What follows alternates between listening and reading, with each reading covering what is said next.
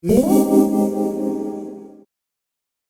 everyone, today I'm going to show you how to achieve this photogenic Valentine's Day makeup look for flash photography, and I did get a lot of questions in the past about what makeup is the most photogenic and what kind of makeup works really well for flash photography. So I'm going to discuss a couple things with you today. First is foundation, and when it comes to foundation, find one that really works for your skin. I like Burberry Sheer Foundation for normal skin.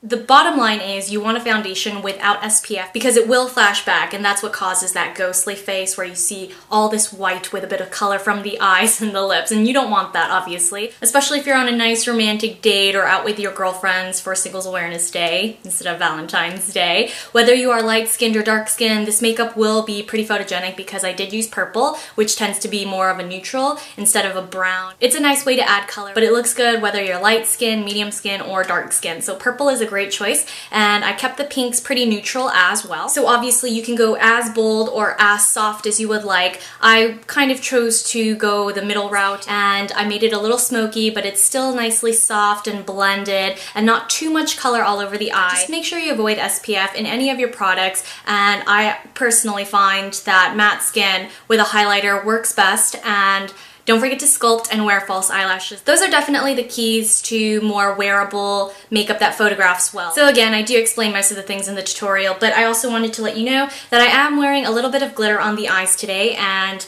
it is called Barbie Shops. It's by Lit, and I use the liquid adhesive to apply it. It's just a little bit though, so it's very nice and subtle, especially if you don't like very glittery looks. But I do think this is a great template for you to build upon, especially because I made sure to use all the products that I know photograph well. So just keep those things in mind, and if you have any further questions, you can feel free to leave them down below. So now, without any further ado, let's get started.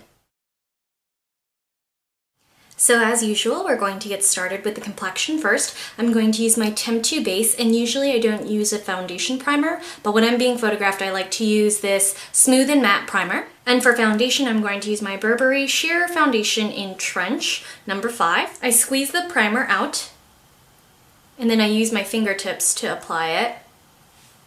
And now I'm going to give it a couple minutes for it to settle and dry down. Now I'm going to take my Burberry foundation and dot it on my face just like this. Using my beauty blender, I'm going to blend it out, starting with the center of my face because that's where you want the most coverage. Blend upward, smooth the foundation to the edges of the face.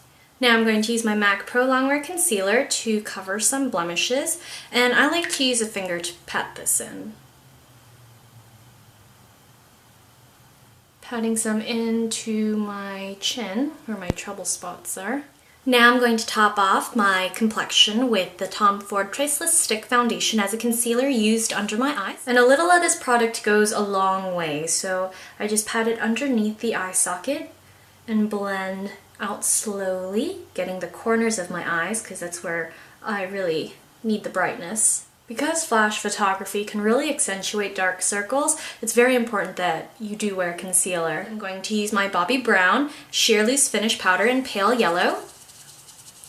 And again, starting with the center of my face, I'm going to use this to set my concealer as well as my foundation. Today I'm going to start with Notorious before we get the eyes done. And Notorious is a sculpting veil, and this is going to just give the appearance of more sculpted cheekbones and a higher nose. So I'm going to use my Suki brush. I'm going to use small circular motions to contour my cheekbones. And it will give you a hollowed out cheek look. So it provides a slimmer look to the face. Obviously you want to get both sides. And I like to put some on the tip of my nose. And today I'm going to use Benefit's Hervana, which is a more neutral colored blush. And I'm just going to place this at the middle of the cheek because we're going to accentuate the cheek some more with highlighter. Now, taking the highlighter of your choice, I'm just using one by Chanel. I'm going to sweep it on the tops of my cheekbones, down the bridge of my nose, and on my Cupid's bow. Now, when it comes to flash photography, you want to make sure your brows are a little heavier than you normally would have them because the flash washes everything out. So today I'm going to use my more dramatic Clé de Peau eyebrow pencil.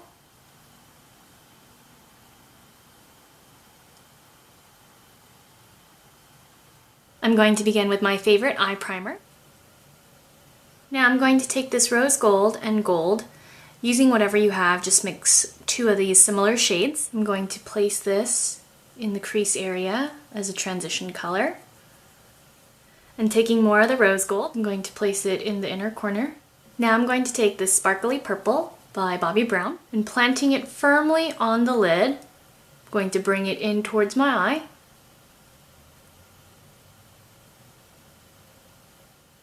And now I'm just going to keep building up the color.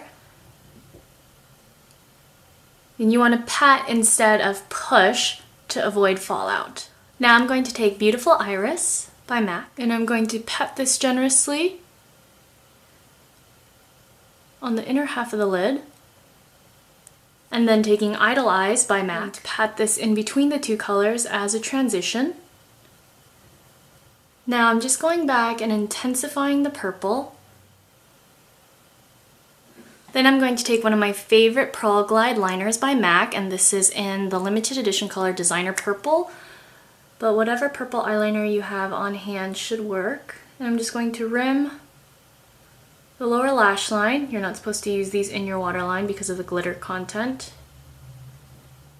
Drag the line up and out.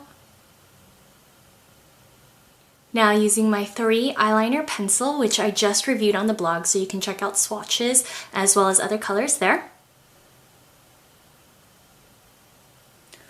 I'm just rimming my eyes and smoke out the rest of the line.